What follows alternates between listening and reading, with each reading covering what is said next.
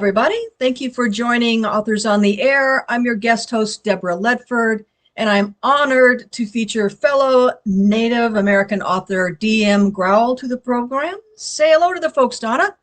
Hi there. How's everybody doing? Yeah, I'm so happy to be here. That you're here. I'm happy to be here too, but I'm really happy that you're here.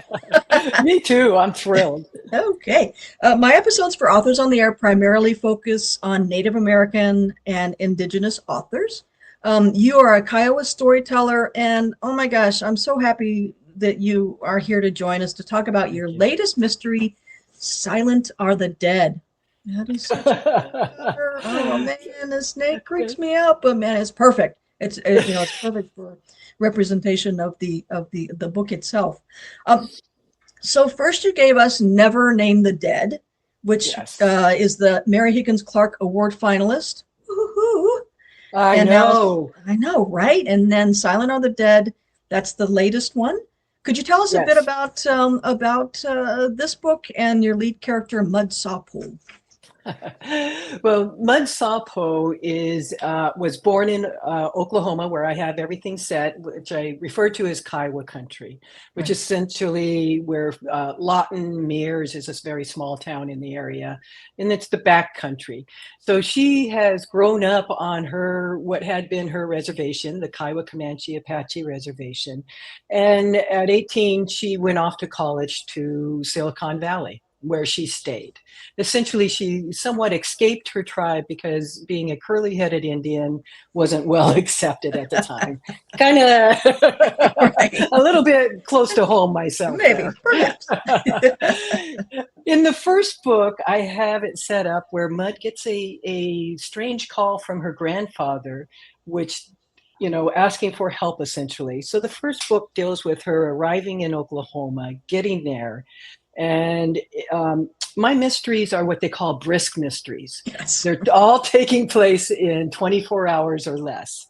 And I'm doing it because I'm trying to have Mud evolve, and I'm taking her through a spiritual quest. So the first book is her first day in her quest.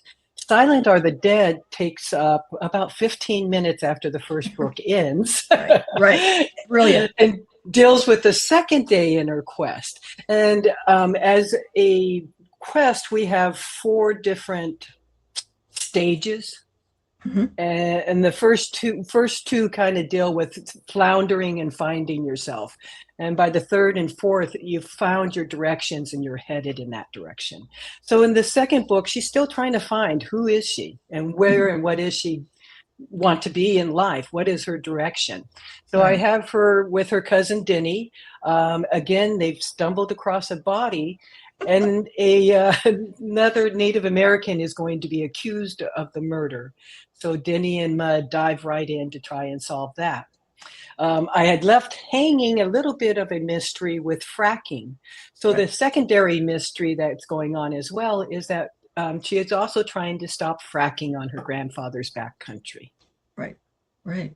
Yeah, and that was my next question. I mean, you cover quite a lot of details in Silent Are the Dead. You've got fracking, stolen artifacts, and of course a murder. So how did you decide what you would present for this particular book? I mean, you kind of have a little bit of a setup at the end of Never Name the Dead.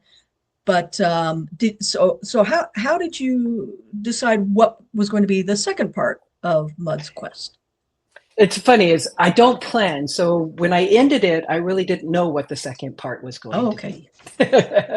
And then I realized that if I'm following her quest, I need to keep her in the same area. So I kind of felt like, let's pull in some of the same characters. They would still be around in that same 2-day period. And that's kind of what motivated me back along the line of the artifact. Is it the right artifact or is it a replica?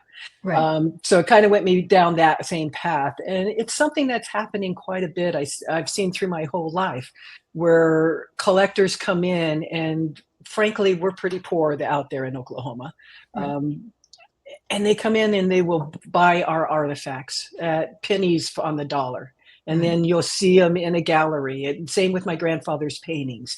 He'd sell something for $20 and then it's $2,000 in a gallery.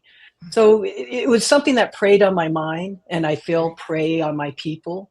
So that's Right. kind of what motivated the first two, Hmm. how I went along the artifacts direction. Okay.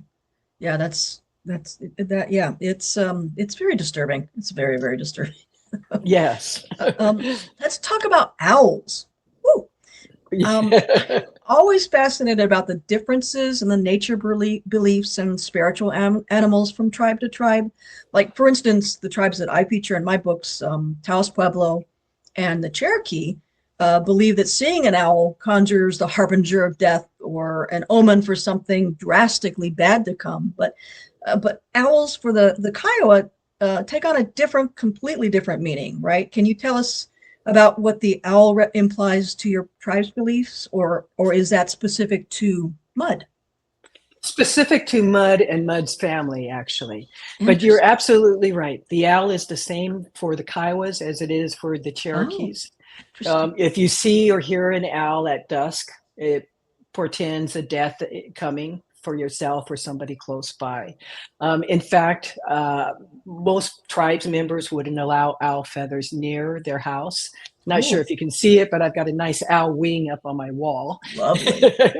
But for in my tribe, there's always been what we call owl talkers.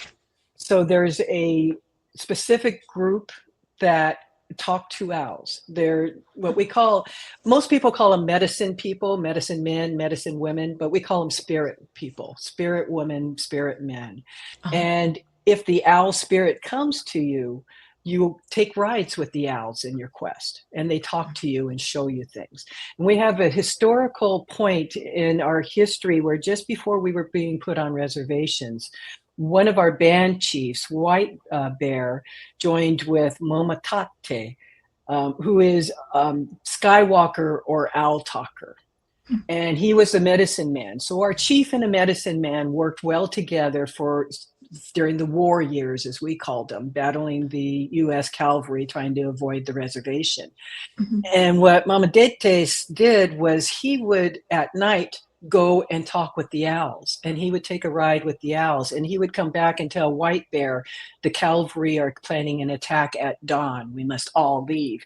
And there's oral records of several campsites that he rushed in, took everybody out of the camp before the dawn raid, and saved all the people. They lost everything else, but he saved the people.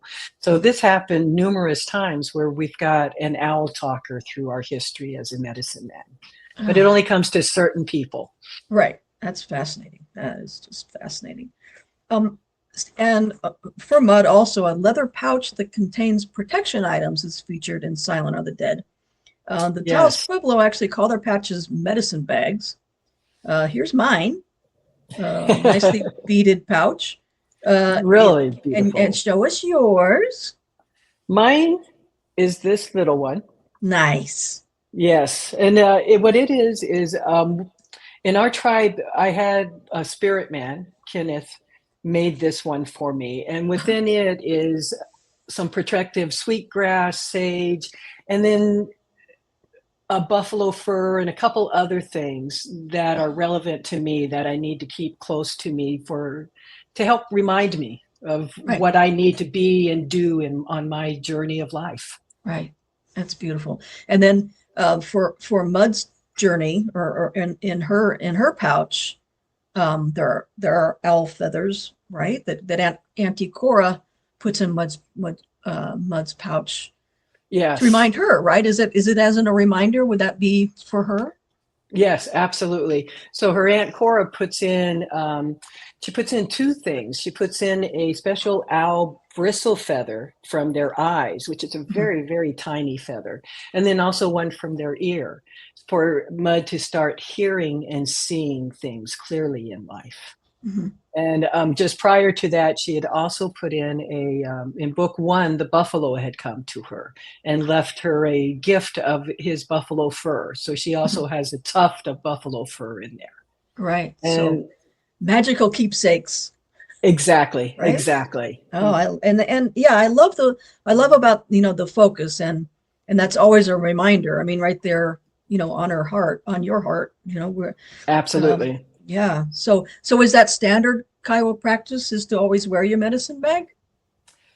Yes Or and just, no. We're watching it disappear. I mm, don't see many of the young ones. All of the old natives that I know wore one. uh-huh, I had one made for me when I was 10, and mm, I still have that one. So I think it's something that's disappearing mm, as you know, our tribe's not in one location anymore. And so right, the more we scatter, the more right. we lose some of our daily rituals. Right. And Mud is a storyteller. I mean, she's essentially next in line to take over the tradition that her grandfather, from her grandfather, right? So Exactly. it's the whole storytelling element, I think, because, so many natives and the tribes, I know for certain the Taos Pueblo, their language is not written down. It's all phonetic. Right. It's all storytelling. So it's the only way to keep the language alive is for the elders to teach the youngsters coming up. Yes. Is I that think is that the same for the Kiowa as well? Yes, absolutely. Our language is disappearing. We have only a very few remaining native speakers left. And you're Wow. right. It's the language keeps the stories alive and keeps Mhm. the culture alive.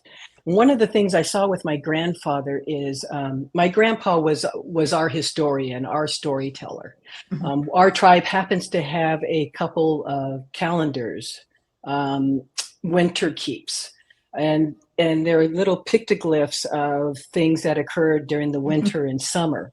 And my Mhm. grandpa would roll out his deer skin and he would choose a section and tell that year's primary story.